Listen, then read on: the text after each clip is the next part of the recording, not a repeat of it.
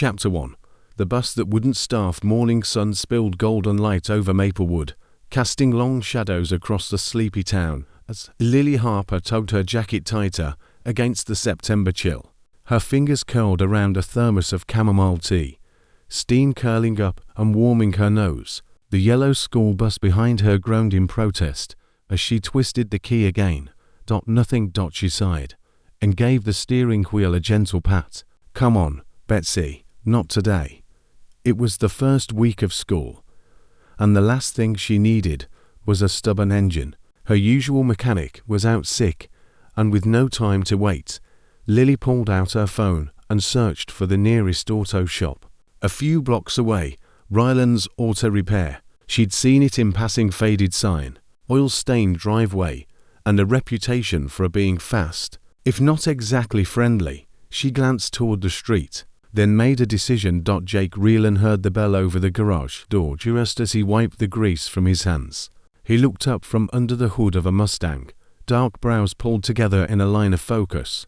The woman standing at the entrance wasn't his usual customer. Soft auburn waves, wide hazel eyes, and a nervous smile that didn't quite mask her frustration. "Hi," she said, voice gentle but firm. "My school bus broke down just a few blocks from here. Someone said you're the best mechanic in town." Jake gave a small grunt, stepping out from under the car. "Not sure about best, but I'm here." She smiled, and for some reason, it unsettled him more than he liked. "I'm Lily Harper. I drive for Maplewood Elementary. The bus just gave up on me this morning." He nodded slowly. "Pop the hood." She blinked. "You want to come see it now?" "No time like the present," he replied, grabbing a rag and slinging his jacket over his shoulder. "You said it's nearby." They walked side by side in silence, her boots crunching against gravel, his strides long and quiet. When they reached the battered yellow bus, he climbed inside and listened to the sputtering engine attempt to turn over. One look under the hood, and he already had a suspicion. "Fuel pump's dying," he muttered. "It'll need a tow." "I figured as much," Lily said, watching him work with curious eyes. "You're quick. I don't waste time." Something about the way he said it made her tilt her head, studying him. He was guarded, sharp edges wrapped in flannel and grease-stained jeans. But there was a precision to him, a quiet kind of control. Jake caught her staring. "Something wrong?" She flushed. "No, just, thanks for a helping." He shrugged and pulled out his phone. "I'll call a tow. You can ride back with me, if you want." Lily hesitated. She didn't normally trust strangers, especially ones who barely spoke more than a few syllables. But something in Jake's tone, blunt but not unkind, made her nod. "All right." Back at the shop, while he organized parts and ran diagnostics, Lily waited on a cracked vinyl chair near the front counter, watching him through the open garage door. The smell of motor oil hung in the air, but it wasn't unpleasant. There was something comforting in the hum of tools and clink of metal. Jake worked efficiently, head down, but every now and then he caught her watching, and for reasons he couldn't explain, he didn't hate it. That afternoon, as she signed the repair estimate and gathered her bag, Lily paused at the door. "Thanks again, Jake. You really saved the day." He looked up from behind the counter, eyes unreadable. "Just doing my job." She offered him a small wave. "Well, I owe you one." And then she was gone, her floral scarf trailing behind her like a ribbon in the breeze. Jake stared at the spot where she'd stood. Most customers came and went, just part of the routine. But something about Lily Harper, her gentle smile, her quiet strength, stuck with him, and a scent of cinnamon after a storm. He shook his head and turned back to his tools, pretending it hadn't meant anything at all. Chapter 2. Mufflers and muffins. Next morning, Jake was elbow deep in the engine of a Dodge Ram when the bell above the shop door chimed. He wiped his hands on a stained rag without looking up, expecting the usual delivery guy or a customer asking about timelines. "Good morning," came a familiar, soft voice. He turned. Lily stood there in a pale yellow sweater, her cheeks pink from the crisp morning air, and her arms wrapped around a basket covered in a gingham cloth. "I brought muffins," she said with a hopeful smile. "As a thank you." "Blueberry. I swear they're edible." Jake blinked. "You didn't have to. "I know," she replied, stepping inside. "But I wanted to. And also, I figured you probably don't get many home-baked goods around here." He didn't. And he didn't know how to respond to someone offering something just to be kind. Lily placed the basket on the counter and looked around. "I forgot how much I love the smell of a garage. Grease and coffee." Jake arched a brow. "You love the smell of grease?" She laughed. "Maybe not love, but it reminds me of my dad. He fixed up old trucks in his spare time. He always had a wrench in one hand and a sandwich in the other." Jake found himself smirking despite himself. Sounds like a multitasker. He was stubborn, loud, and gentle when he thought no one was watching. There was a flicker of sadness behind her smile, but she pushed through it, unwrapping the cloth to reveal a dozen golden muffins nestled inside. "Here," she said, picking one up and holding it out. "Try one. I'll be offended if you don't." He hesitated, then took it. It was warm, soft, and bursting with blueberries. He didn't smile, not fully, but the silence that followed was as close to a compliment as Lily needed. "I knew it," she teased, eyes lighting up. "That was a these are amazing silence, wasn't it?" Jake gave a quiet grunt, which made her laugh more. "You're not nearly as intimidating as people say. You know." He looked up at her, surprised. "People say I'm intimidating." She shrugged. "Well, yeah, kind of the don't talk to me vibe. But I don't know. I think you just like your space." Jake studied her for a moment, the way she filled the room, without demanding anything from it. Her presence was light, warm like sunlight through a kitchen window. He didn't know how long it had been since someone brought something homemade just for him. "Thanks," he said finally, nodding toward the basket. "For the muffins." "You're welcome," Lily said, tucking a strand of hair behind her ear. "And for yesterday. I know it probably wasn't a big deal for you, but it meant a lot to me." She moved toward the door, pausing before she left. "Maybe next time I'll bring cinnamon rolls. If you're lucky." Jake watched the door swing shut behind her, the smell of blueberries and vanilla lingering in the air for the rest of the day. Every time he passed the counter, he glanced at the basket and wondered when he'd started looking forward to a school bus driver's visits more than the thrill of racing under midnight skies. Chapter 3. Wrenches and Whispers. Garage was silent except for the steady tick of a cooling engine and the low hum of the radio playing a dusty rock ballad from the corner. Jake stood over Lily's bus, sweat beading along his brow as he tightened the last bolt on the new fuel pump. It was nearly midnight, and most of Maplewood had long gone to sleep. But for Jake, this was when he truly came alive, when the noise of the day faded and the secrets of his double life pressed in like shadows. He wiped his hands and glanced at the small lunchbox. Lily had left earlier egg salad sandwiches, sliced apple, and a little handwritten note. "Thanks for everything, grease and all. L." Jake folded the note and slipped it into the drawer beneath his workbench, trying not to let the warmth in his chest become anything more than passing. His phone buzzed on the counter. "Meet at the track in 30. Big pot tonight. Clean car. Clean win." Jake stared at the message, his jaw tightening. It had been weeks since his last race. He'd told himself he was done slowing down, focusing on the shop, staying out of trouble. But money was tight, and the adrenaline itch had started crawling under his skin again. And then there was Lily. He looked over at the bus. The old thing had a second life now, humming quietly under his care, so different from the sleek, gutted cars he tuned for the track machines built for speed, not purpose. He imagined her in the driver's seat, humming along with the kids in the back, unaware that the man who fixed her bus might be hurtling down a back road just hours later, racing for money under fake plates and borrowed names. Jake ran a hand through his hair, pacing once, twice. He opened the drawer where the note lay, touched the edge, then slammed it shut. He moved toward the far back of the shop, behind a rusted metal door that led to the real heart of his operation. Inside sat a matte black Dodge Charger, its engine already purring from the remote start. No license plates, no conscience. Jake slid into the driver's seat, his fingers curling around the steering wheel. Was part of him. He told himself this would be the last time. Just one more race to cover bills. Then he'd quit for real this time. But somewhere in the back of his mind, Lily's laugh echoed, soft and steady, like the sound of a safe place he wasn't sure he deserved. He gunned the engine. Tires screeched into the night. And the man Lily knew, the quiet, helpful mechanic, faded into the roar of the streetlights and smoke. Chapter 4. Midnight oil. Jake stood in front of the small mirror hanging in the garage's back room, still wearing his racing jacket, its zipper half undone, and dusted with the grit of the night. The fluorescent light above flickered faintly, casting sharp shadows across his face. His knuckles were scraped, his adrenaline still buzzing like a hornet under his skin, but it couldn't distract from the weight sinking into his chest. The race had been close to close.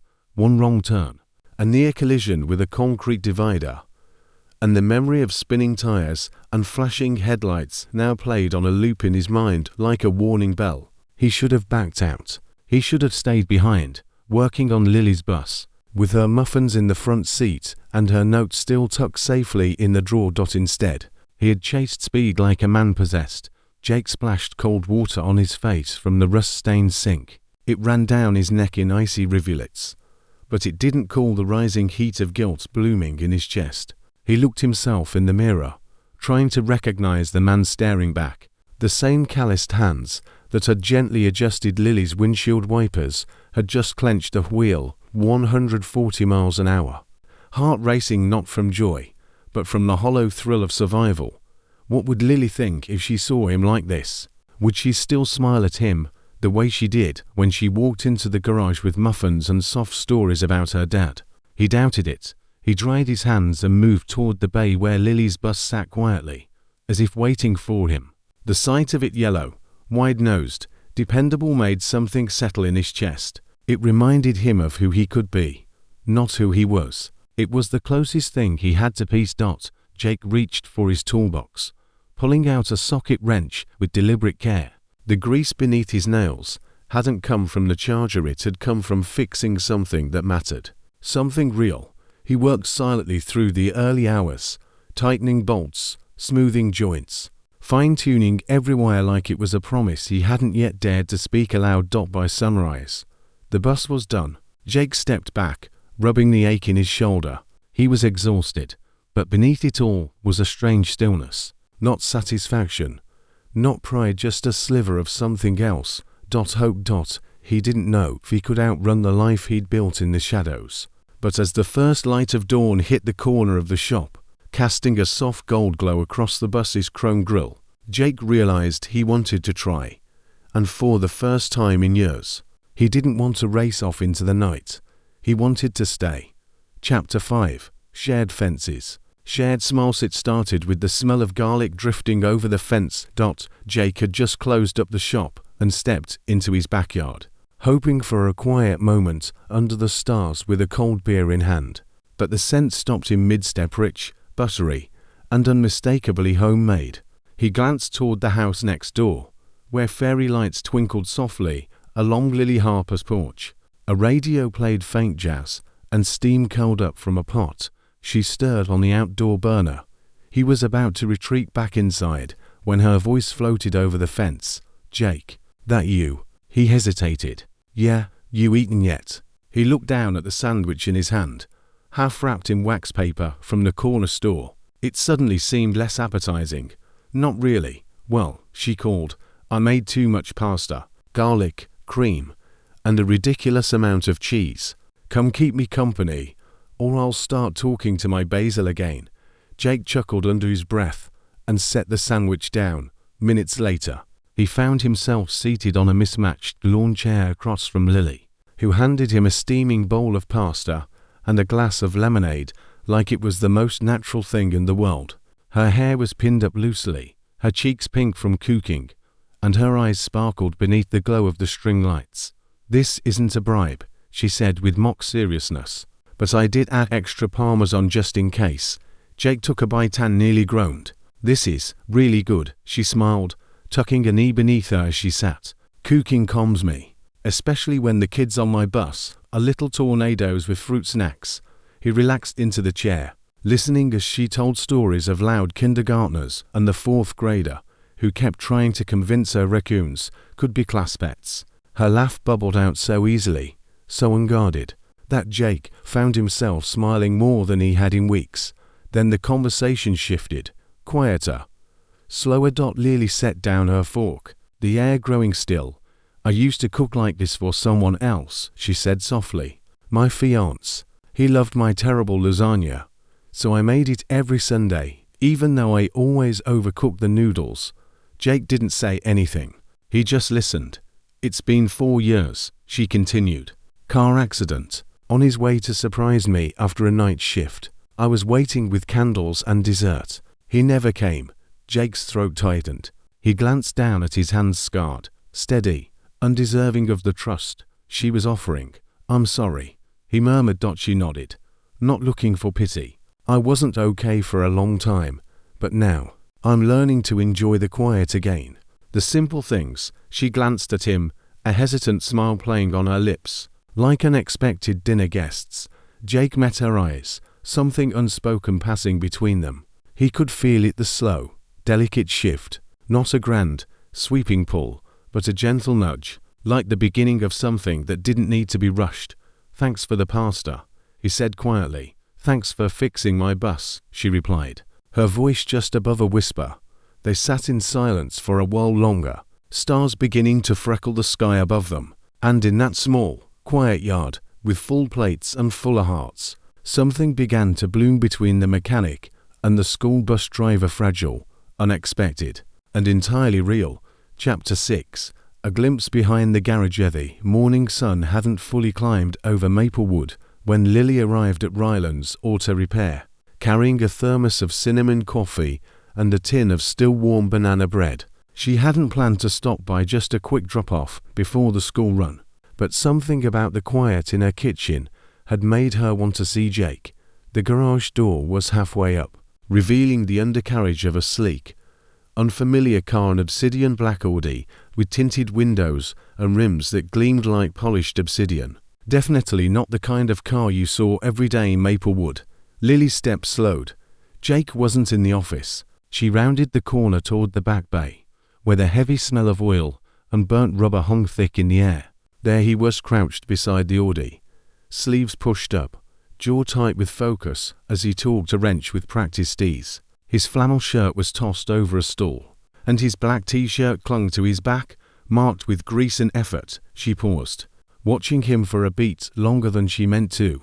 He looked different when he didn't know someone was watching, grimmer, more focused, almost like he was somewhere else entirely. There was no trace of the man who smiled, if just a little, when she brought muffins or teased him over dinner. Just precision, and a certain darkness etched into the line of his shoulders. "Hey," she called out gently. Jake jolted, looking up sharply. For a split second, something flickered across his face, alarm, maybe even guilt, but it disappeared quickly, replaced by the familiar, unreadable calm. "Lily," he said, setting the wrench down. "Didn't expect you. I brought coffee and banana bread," she said, lifting the tin with a sheepish smile. "Thought you could use a warm-up." He wiped his hands on a rag and came over, the tension in his shoulders easing just a bit. "Thanks, you didn't have to." "I know," she replied softly, eyes drifting past him to the Audi. "Is that one of yours?" Jake hesitated. "Customer car." She nodded slowly, trying to brush aside the unease curling in her chest. The car looked clean, too fast, and Jake didn't meet her eyes when he said it. But she smiled anyway, not wanting to pry. "Well, it's pretty," she offered. "Looks like something from a movie." Jake let out a quiet laugh. "Yeah, doesn't really belong in this town. Maybe that's what makes it interesting," she said, her gaze returning to him. There was a long pause between them. She offered him the thermos, and he took it, his fingers brushing hers for a second too long. "I should get going," Lily said softly, stepping back, bus full of gremlins waiting. Jake gave her a faint smile, but his eyes lingered on her retreating form. When she left, the garage felt colder. He turned back to the Audi and stared at it like it was a curse he couldn't outrun. Lily might have trusted her instincts, but Jake knew better. Secrets always had a way of catching up, and the more time he spent with her, the more he feared the truth would rip everything apart. Chapter 7. The storm and the shelter rain pounded the tin roof of the garage, drowning out the sound of clinking tools and the low hum of the radio. The storm had rolled in fast angry skies, sharp winds, and fat drops that turned Maplewood's quiet streets into shallow rivers. Jake had just pulled down the bay doors when he heard the familiar sputter of Lily's school bus outside. He opened the side door to see her stepping down from the driver's seat, her umbrella flipping uselessly in the wind. She was soaked to the bone, curls plastered to her cheeks, her yellow raincoat clinging to her frame. "You're going to catch pneumonia," he said, ushering her inside before she could protest. "I figured you'd say that," she said breathlessly, dripping onto the shop floor. Bus stalled again. "I didn't want to risk it. Thought I could wait it out here." Jake grabbed a towel from the shelf and handed it to her. "You didn't have to run through a monsoon.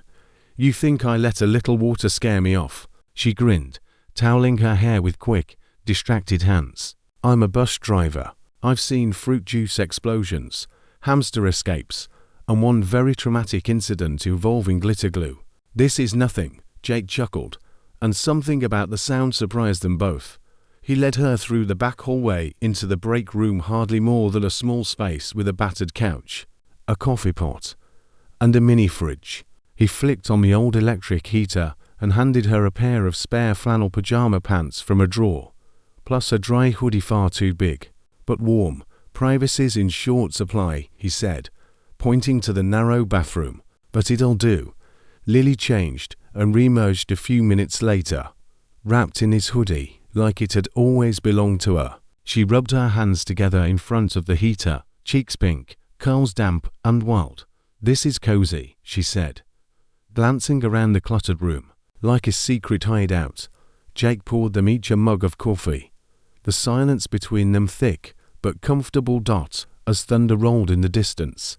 Lily sat down on the couch and curled her legs beneath her. Jake hesitated before joining her, careful to leave just enough space between them, but not too much. The power flickered. The storm grew louder, but here, in the soft light of the break room, everything else faded away. "I used to love storms as a kid," Lily murmured. "My dad would light candles, and we'd tell ghost stories. My mom hated them, thought they were bad omens. I guess I like the feeling of being trapped in one place. Makes everything else stop." Jake stared into his coffee. "I used to race in weather like this." She glanced at him, eyebrows raised. "Street racing," he added, the words coming slower than he meant. "Back when I was dumber." She didn't flinch or question him, just waited, giving him space. "I like the noise," he said finally. It drowned everything out. "Do you still race?" she asked softly. Jake looked at her, really looked. The rain streaked the window beside her, blurring the outside world into nothing. All that existed was this room, her voice, her steady presence. "Not lately," Lily nodded. Then, slowly, she leaned her head against his shoulder. It was tentative at first, as if giving him the choice to move away. But Jake didn't. He stayed still, and then very gently rested his cheek against the top of her head. They stayed that way as the storm howled around them, safe in the shelter of warmth and quiet truths. And when Jake turned his head slightly, Lily looked up at him and the space between them disappeared. Their first kiss wasn't urgent or rushed. It was hesitant, almost shy, like to people who hadn't kissed in a long time, afraid to break the moment with too much wanting. But even in its softness, it said more than either of them could. And when they pulled apart, the world outside was still chaos, but inside the garage, something steady had begun. Chapter 8. Echoes of the past. Next morning brought a strange calm to Maplewood. Puddles glistened in the early sun, and birds chirped like they hadn't spent the night under roaring skies. Jake stood in the garage, the echo of last night's kiss playing in his mind on a loop. He could still feel the press of Lily's head on his shoulder, still smell rain in her hair. But just as he reached for the wrench on his workbench, the front bell clanged with force. Cole. Tall, lean, and always just a bit too smug, Cole Morgan stepped inside with a half-limping swagger and a duffel bag slung over his shoulder. He looked around like he owned the place, eyes landing on Jake with a grin that didn't reach his eyes. Long time, Rylan.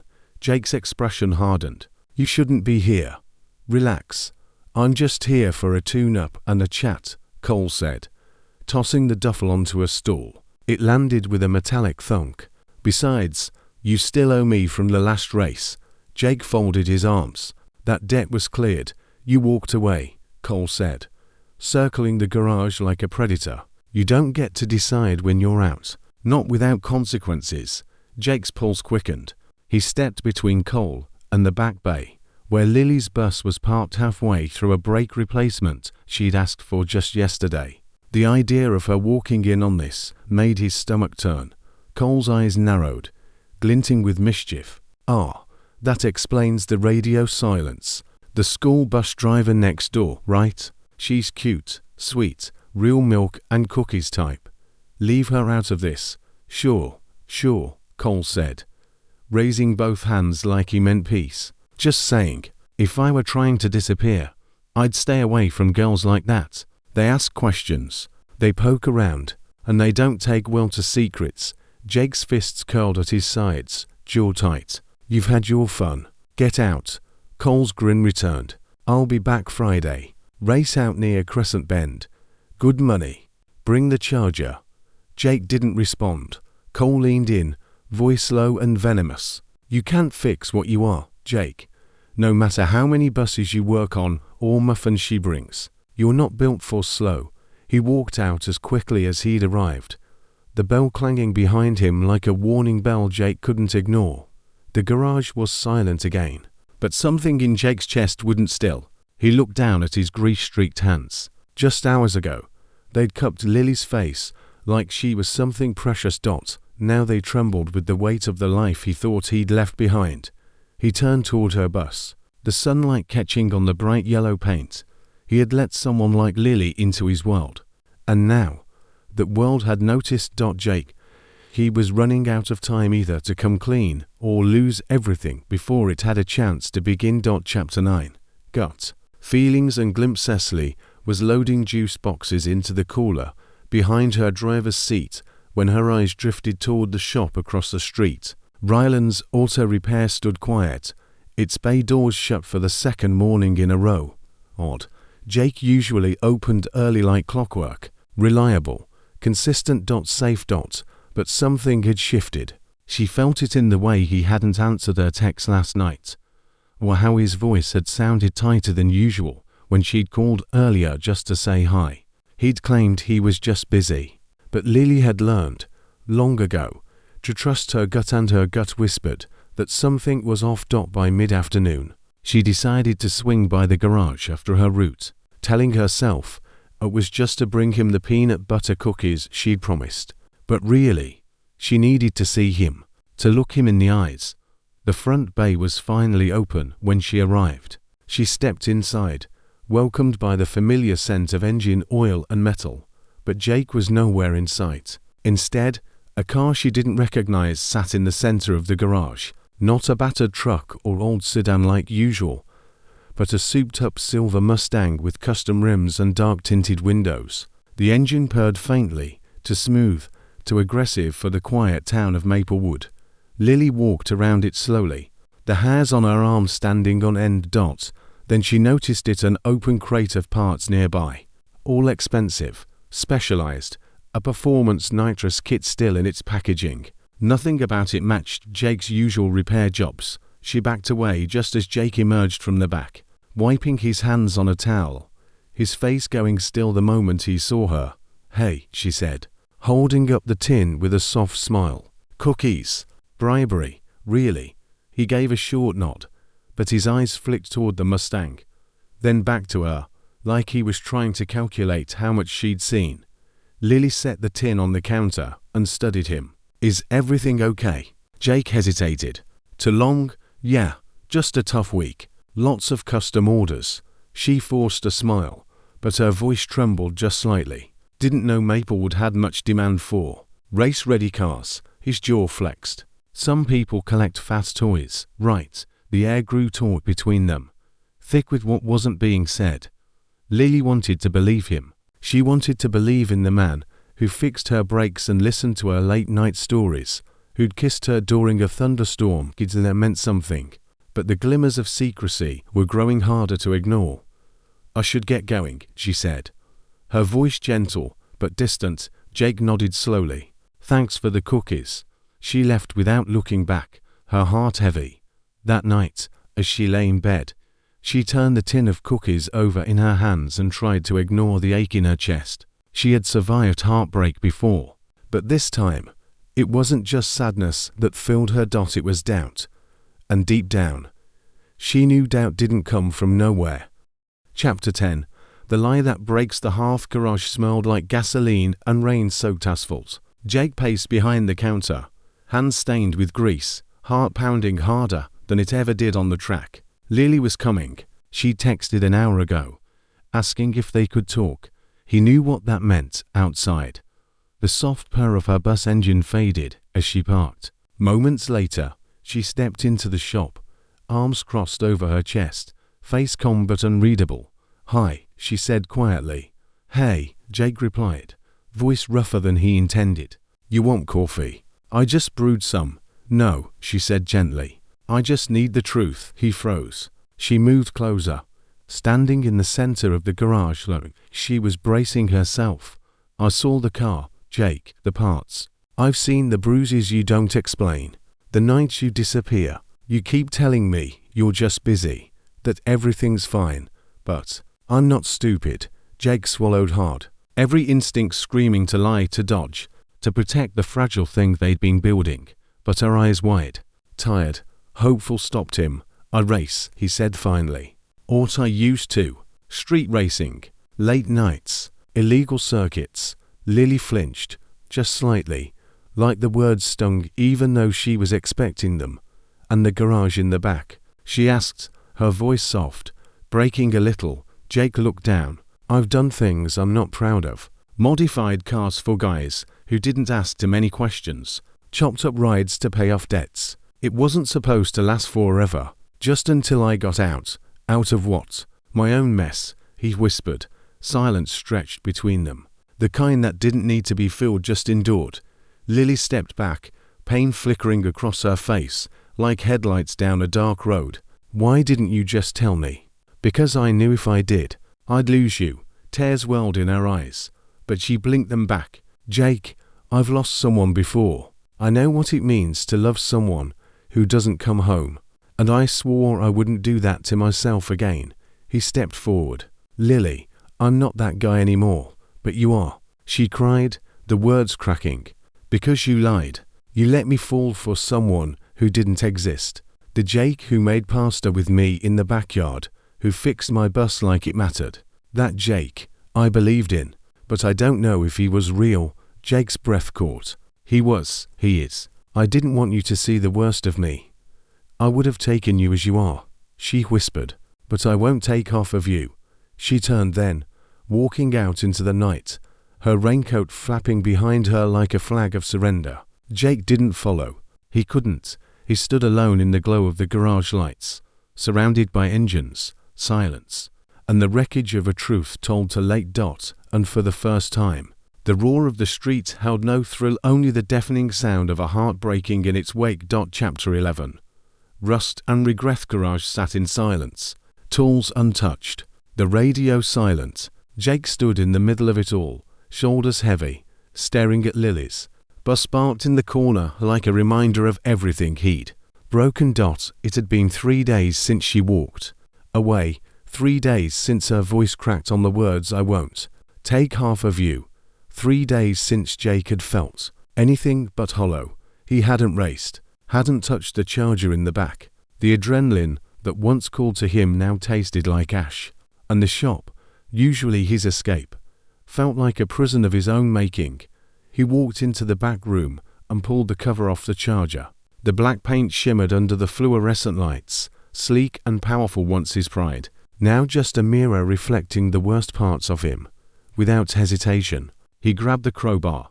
The first swing was sharp, the hood dented with a crunch. The second peeled back metal. He kept going until the windshield cracked, until the side mirror shattered.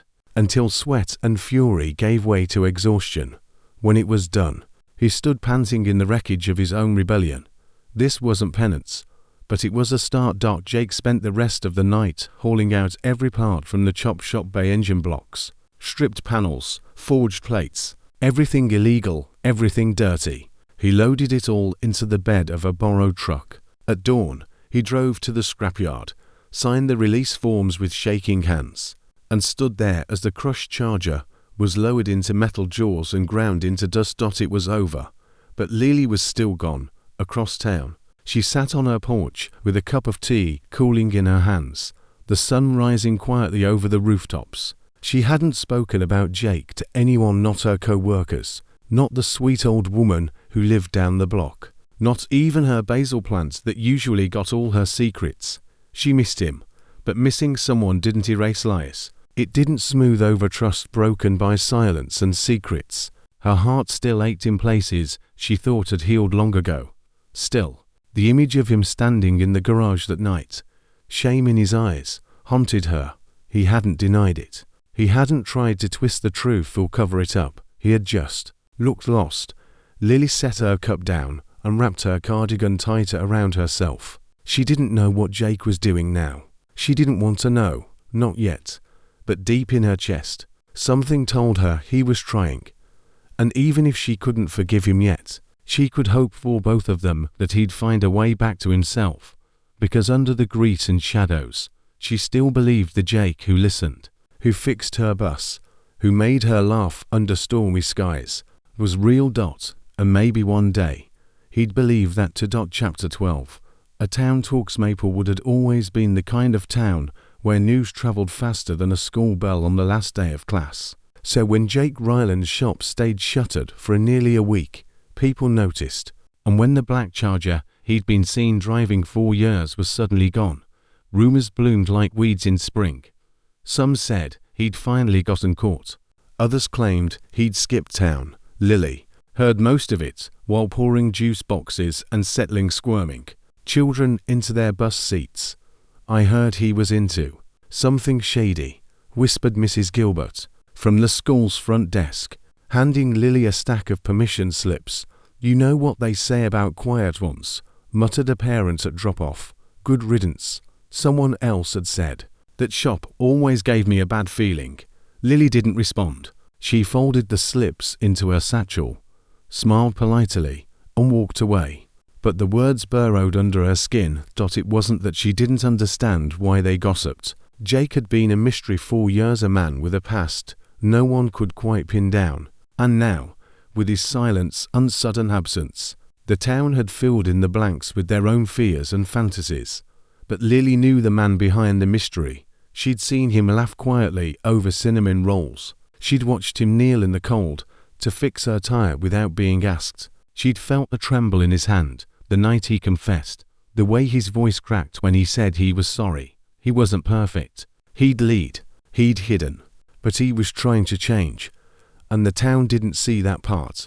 Later that afternoon, she stopped by the library and bumped into Pastor Roy, who offered her a kind smile and a quiet word. "People like to tear down what they don't understand," he said, glancing out the window.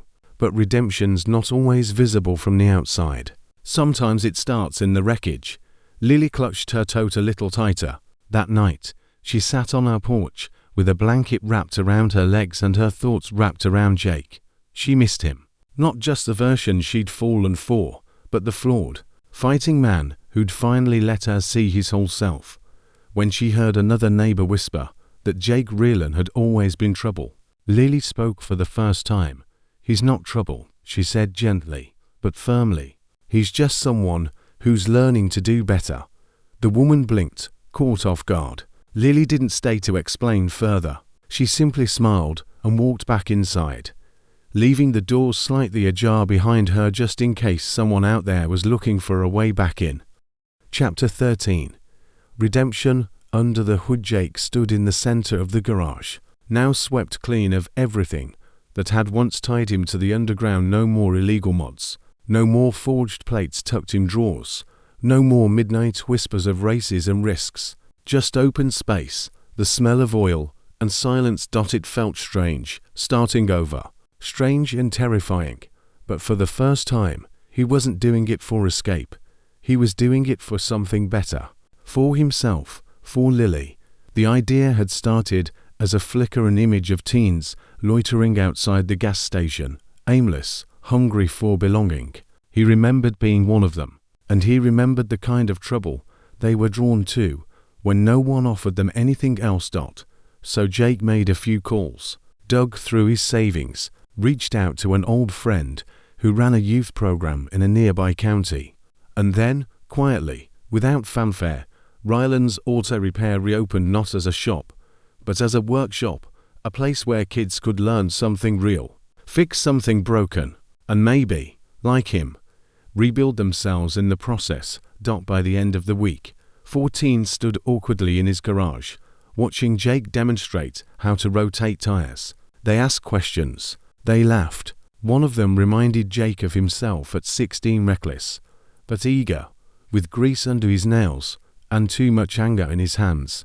Jake taught them everything he knew. He showed them how to listen to an engine's rhythm, how to spot a leak by scent alone, how to weld without flinching, and in between the work, he told stories not about street racing, but about mistakes, regrets, and the courage it takes to walk away. He never mentioned Lily by name, but every lesson he gave, every hour he poured into the shop, was stitched with the memory of her laugh, her cinnamon muffins, her unwavering belief in who he could be. That weekend, Jake sat at his workbench beneath the warm glow of the lamp and took out a clean sheet of paper. He didn't type.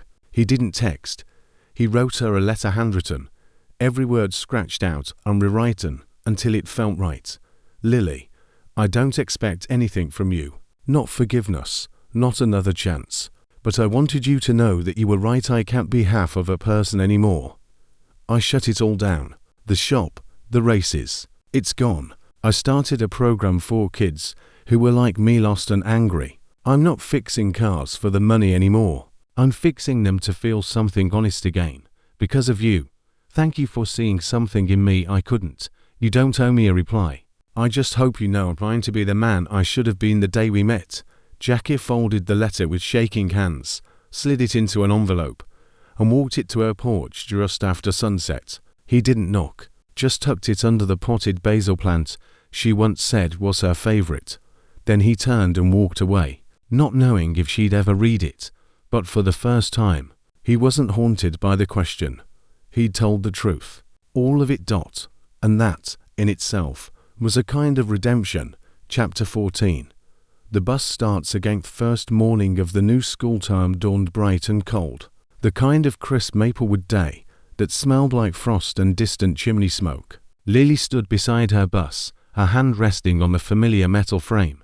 The kids weren't due for another half hour, but she'd come early just like she always did. But this morning, something was different. She reached into her coat pocket and pulled out the envelope. The letter from Jake.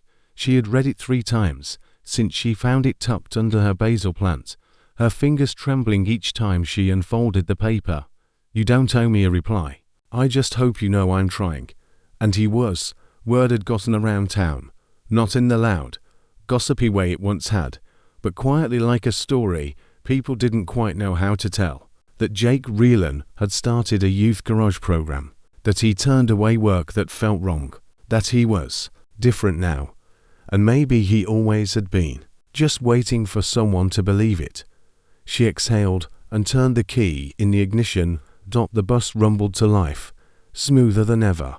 The repairs Jake had done weeks ago were holding perfectly. It felt like more than machinery, it felt like care. Like a promise whispered through gears and steel dots as she slid into the driver's seat and adjusted the mirror.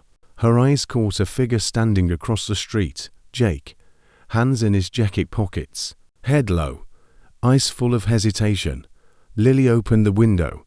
You checking my alignment? She called, trying to keep her voice light. Jake smiled, sheepish. Just admiring your parking job. She laughed. The sound surprised even her, bright and easy, like sunlight after rain. He took a step closer, stopping at the edge of the sidewalk. You got my letter, he said, not asking, just quietly hopeful. I did. A pause. I meant it, he added. Every word. She studied him.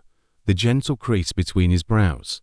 The way he kept his shoulders squared like he was bracing for the worst. Lily tilted her head, resting her arms on the steering wheel. You didn't ask for anything in that letter. No.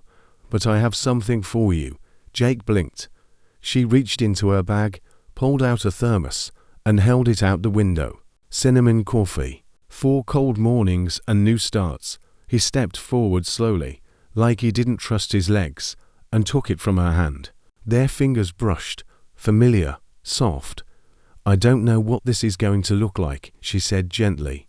But if you're still trying, I'm still listening. Jake nodded, voice thick. I'm trying. Lily. Every day. Her smile was small but real. Then maybe it's time we both stop stalling.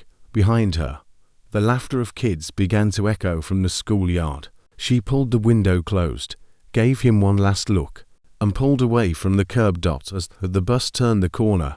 Jake stood there holding the thermos, his chest full of something warm and trembling. The bus was running again, and maybe, just maybe, so was hope. Chapter 15. The mechanic's real secret Maplewood Fall Festival was in full swing, colored leaves crunching underfoot, laughter rising with the scent of caramel apples and wood smoke. Children darted between hay bales, faces sticky with cider, while couples huddled in flannel jackets beneath twinkling string lights. Jake stood near the edge of the pumpkin patch, his hands stuffed in the pockets of his worn jacket, watching the town bustle around him. His booth, a modest pop-up tent with a banner reading Maplewood Youth Auto Program, was getting attention. A few parents had stopped to ask questions. One had even signed up their son, but his eyes kept drifting. And then he saw her, Lily, walking across the festival grounds in a navy coat, curls catching in the wind, cheeks flushed pink. Her smile widened the moment their eyes met, and Jake felt the air shift. She walked up to him without hesitation. "Hey, stranger," she said, offering him a cup of hot cider. "You look like you could use something sweet." He took it, their fingers brushing just like they had so many times before. "You always show up when I need something warm. Comes with being a bus driver," she said with a wink. "We're built for cold mornings," Jake chuckled. And for the first time in what felt like a lifetime, the sound didn't feel borrowed. They wandered the fairgrounds together, hand in hand now, quietly, naturally, as if nothing had ever broken between them, as if time had simply paused, waiting for this moment. Lily tugged him toward the barn lit up for dancing, where a slow song spilled out into the night air. Without a word, she placed her hand in his. Jake hesitated just for a second. "I'm not much of a dancer." "You don't have to be," she whispered, pulling him closer. "Just follow me." And so he did. Under the amber lights, among couples spinning slowly to the music, Jake held Lily like she was the answer to every road he'd ever raced down. She leaned into him, her head against his chest, her heartbeat steady. "I used to think my secret was the life I hid," he murmured against her hair. "But it wasn't." She tilted her head up to meet his eyes. "My real secret," he said, "was how scared I was to want something this real. Something I didn't think I deserved." Lily brushed her hand along his jaw, gentle and sure. "You don't have to earn love, Jake. You just have to choose it." And in that moment, with the town lights twinkling, the music soft around them, and the future wide open, he did. Jake chose her, not the race, not the escape, just the girl who had always driven straight into the heart of who he was and stayed. And as they kissed under the lights, warm cider forgotten, the mechanic's secret became something else entirely. Not a shame to bury, asterisk, but a love to live out, one honest day at a time.